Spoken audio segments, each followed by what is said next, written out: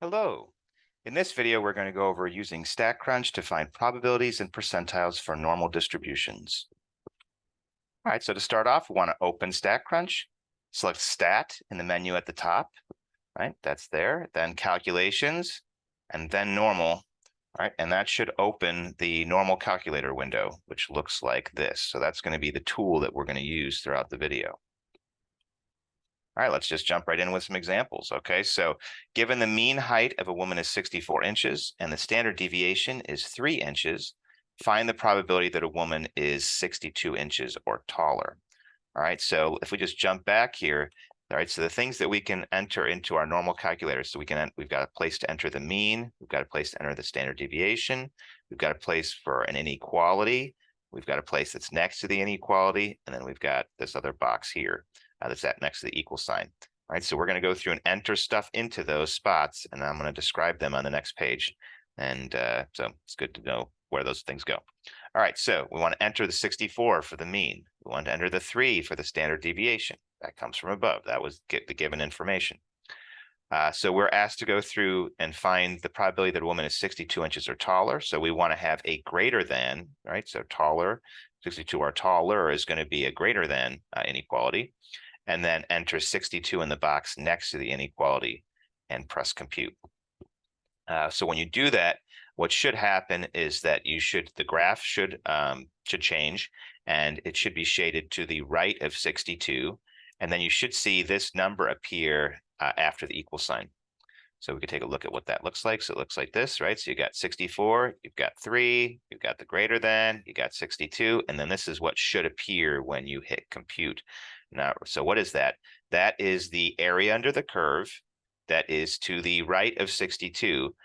So it's saying that it was 0.7475. Now the thing is that you want to compare that to the total area under the curve, which is 1.0. So that's about 75% of the area that's under the curve. And as you may recall, so when we're going through and finding probabilities using a normal distribution, the area under the curve corresponds to the probability. So that's telling us that there's a 75% probability that a woman is going to be taller than 62 inches. Let's look at another example. So find the probability that a woman has a height that is less than 62. So we just did greater than 62. How about less than 62? So you want to leave the mean and standard deviation alone, change the inequality, leave the 62 alone, and then press compute.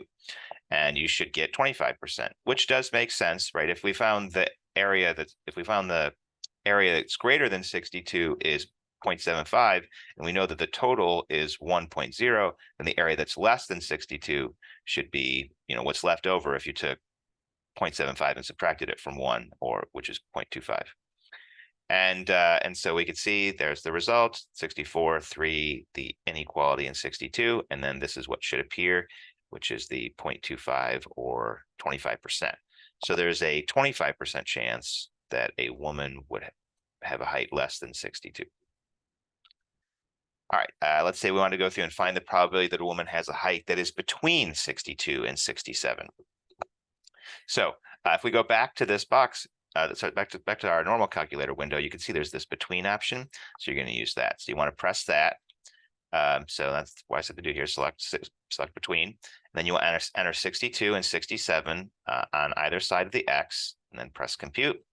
And when you do that, you should get 0.588 and so on. That's going to correspond to about 59% of the total area under the curve, which corresponds to a probability of 59%. So the probability of a woman having a height between 62 and 67 is about 59%. And you can see here all the stuff entered in. Let's look at a different example. So the mean length of a newborn Pacific harbor seal is 29.5 inches, and the standard deviation is 1.2 inches. Use StatCrunch to find the probability that a randomly selected harbor seal will be within 1 standard deviation of the mean. Okay, so let's do that. So we want to go through and enter 29.5 for the mean and 1.2 for the standard deviation. If the normal calculator is not already in between mode, select between. So make sure to do that. And then to go through and find within 1 standard deviation, we need to subtract a standard deviation from the mean and add a standard deviation from the mean. And that's going to give us 2 values. put those next to the X, and then press compute. If you do that, what you should see is the graph should be shaded between those two values, and a 0.68 and so on should appear after the equal sign. That corresponds to 68%. Now, this result should not be surprising to us because essentially this result matches the empirical rule, and the empirical rule does work for normal distributions. Okay, the empirical rule always works for when you have a mean and a standard deviation for a distribution that is unimodal and symmetric, which normal distributions are. And you can see here, there's the result. So we've got 29.5, the 1.2, the one standard deviation one way, one standard deviation the other, and then the 0.68 appears, which is 68%, which is the amount predicted by the empirical rule. Let's do another one here. So we've got same information. Find the probability that a randomly selected harbor seal is longer than 30.7 inches. So we want to leave the mean and standard deviation alone, change the normal calculator to standard mode, change the inequality to greater than, because we want longer than or larger than 37. So we want a greater than, and then enter 3.7. When we do that, we get the graph appears to be shaded to the right of 30.7.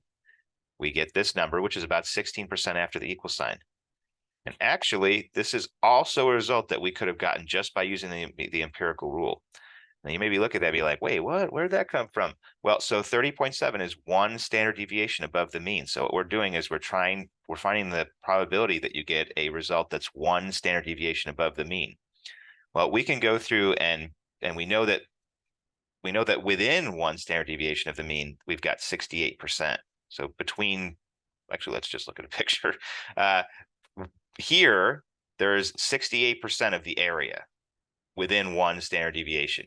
That's here. So if that's 68%, then the area outside of that is going to be 32%.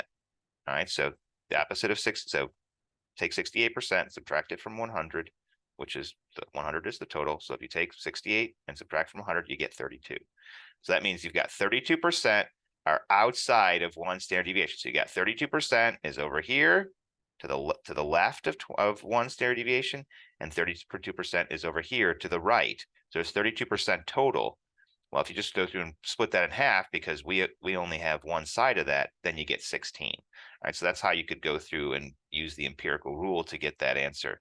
And that's what I tried to write here. So if 68% is within one standard deviation, then 32% is outside of one standard deviation, and then half of that would be 16%. All right, another one. Use standard units. So this does appear on some of the homework problems, which is why I included it. So use standard units to find the probability that a randomly selected harbor seal is shorter than 28 inches. If you're going to use standard units have a 0 for the mean and a 1 for the standard deviation. With standard units, you use z-scores. So you need to translate the 28 inches over to z-scores.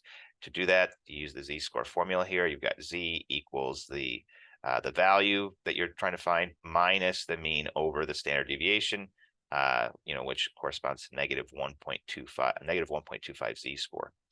All right, so once we've got 0 for the mean and 1 for the standard deviation, so we've asked to go through, and shorter than is going to be less than, so make sure to have the appropriate inequality, and then put in the z-score that you got. So we want to know what is to the left of negative 1.25, because that corresponds to the left of 28 inches. Those are going to be the same.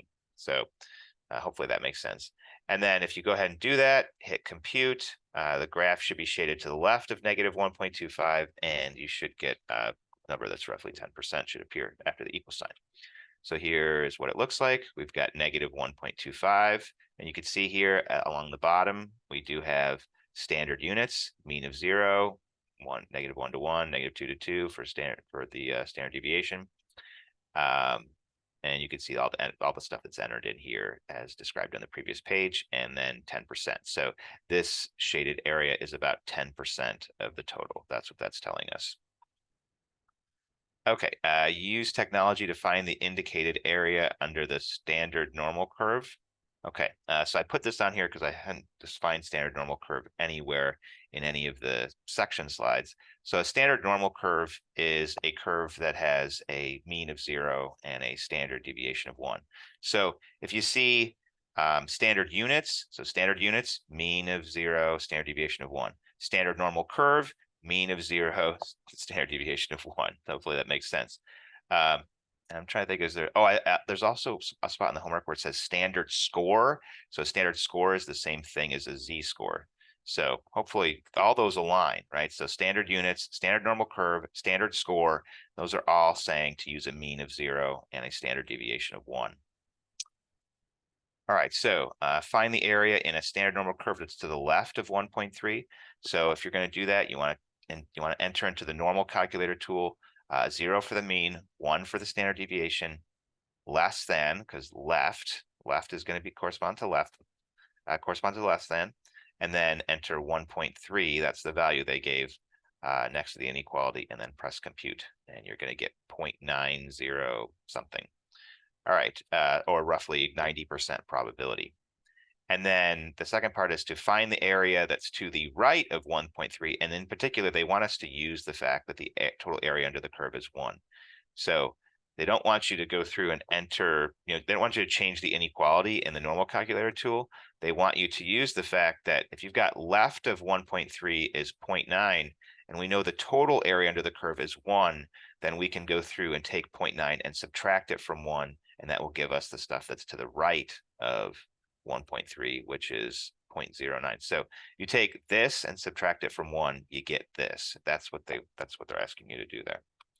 And so you can see here all the information entered: 0, 1, less than 1.3, and you get 0.9. So this is 90%, or a 90% probability that you'd get a score less than 1.3, with a standard normal curve. And then the B part is finding what's left here in this right tail. And to do that, we know the total under the curve is 1. We know that to the left is 0.9, and so we can subtract, one of those from the other, and you'll end up getting the 0.1 or the 10% that's left. Okay, on to percentiles. So given the mean height of a woman is 64 inches and the standard deviation is 3 inches, find the 25th percentile of the distribution. So how do we do that? So you want to enter 64 for the mean and 3 for the standard deviation. You want to set the inequality to less than or equal to. So whenever you're finding percentiles, you want to use less than or equal to. Then you want to leave the box next to the inequality empty. So that is the measurement that we're trying to find. So that is our percentile. So you don't want to put anything there. And then you want to put 0.25 next to the equal sign. So that's the thing that we're trying to find. We're trying to find the area under the curve that corresponds to 25% of the total. That's going to be the 25th percentile. All right, and then when you're done, press compute. And what should happen is roughly 62 should appear. That does align with earlier, right? Earlier in this video, we went through and found the probability that a woman had a height less than 62 inches, and it was close to 25%. And so it makes sense that that this is kind of the reverse, where we're starting with the 25th percentile, starting with the thing that, the 25%, and then getting out the 62. Anyway, so you can see on the next 2 pages what you do. All right, so mean 64, standard deviation 3, less than or equal to. That's what you always do with percentiles. Leave this box blank. That's the thing we want to know. That's going to be our measurement, all right, that gives us the 25th percentile.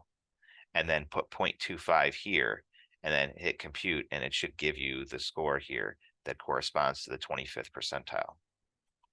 And if you do that, boom, you've got the 62 appears, and the graph appears that's shaded to the left of 62. All right, this time find the 70th percentile. Okay, I believe everything else is this. Oh no, this is the Harbor Seal one. So we do have a different mean and different standard deviation. So change the mean and standard deviation from the height of women over to the Harbor Seal. So 29.5 for the mean and 1.2 for the standard deviation. Set the inequality to less than or equal to. That's what you always do with percentiles. Clear the box next to the inequality. Enter 0.7 in the box next to the equal sign, and then press compute. And the percentile score, the measurement that separates the bottom 70% from the top 30%, that is going to appear in the box next to the inequality, and that is the 70th percentile. All right, so we can see here, put the 29.5, put in the 1.2, less than or equal to, leave the box alone. That's what we're trying to find. That's going to be the thing that separates the bottom 70% from the top 30%. Put in the 0.7 for the 70th percentile, and then hit go. And when you do that, the 30 should appear. Okay, so that's going to be our percentile.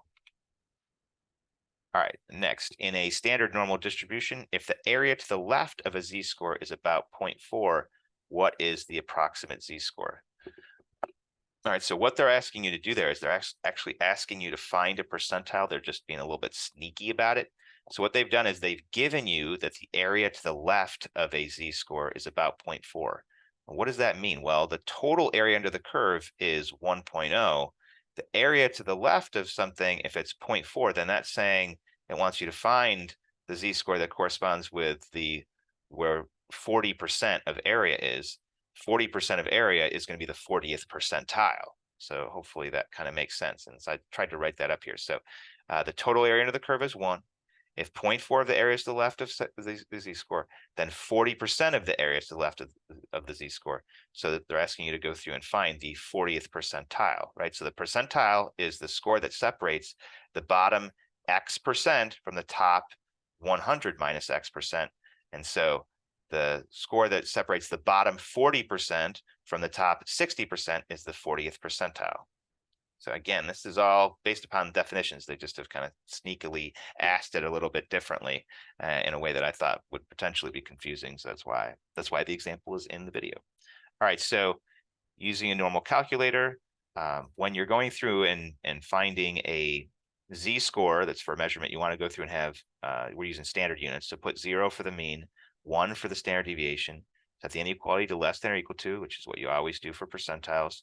Clear the box next to the inequality. Put in the box next to the equal sign, put 0.4, and then press compute. And you should get a score, and that score should be the 40th percentile. You can see here, 0, 1, less than or equal to 40% or 0.4, and then hit compute. Boom, you've got the score that separates the bottom 40% from the top 60%, and that is the 40th percentile. Okay, so we've got another one here. So the weights of newborn for hippopotami is approximately normal with a mean of 87 and a standard deviation of 12. And asks us to do 3 things. What is the probability that a newborn hippo weighs between 91 and 110 pounds? Suppose baby hippos that weigh at the 5th percentile or less are unlikely to survive. What weight corresponds with the 5th percentile? And then in 2017, a hippo was born 6 weeks premature and weighed only 26 pounds. What percentage of baby hippos are born that weigh less than 26 pounds? Okay, so the first one, what's the probability that a newborn hippo weighs between 91 and 110? So break out your normal calculator tool in StatCrunch, enter 87 for the mean and 12 for the standard deviation. That's given here and here. Select the between option at the top of the page, right? If we're asked to find a probability that's between 2 things, and then enter the 2 scores next to the X, and then hit compute. Not compure, I don't know where that came from. And the result that you get should be the area under the curve that's between those 2 values, and that's going to correspond to the probability. So that's saying that the probability is going to be about 34%. All right, and so we can see there, that's the result. So you got the mean, you got the standard deviation, you got the 2 scores, the between option is selected, and then this is what it should pop out. So roughly 34% of the total area under the curve is highlighted, and that is the same as the probability. So the probability is about 34%. Okay, part 2. Suppose baby hippos weigh at the 5th percentile. So it's going to ask us to find the 5th percentile. All right, so you want to go ahead and change the normal calculator tool to standard, so that we need it to be standard to find percentiles. You want to clear the box that's next to the inequality. Oh, I didn't put it here, but you want to make sure the inequality is set to less than or equal to.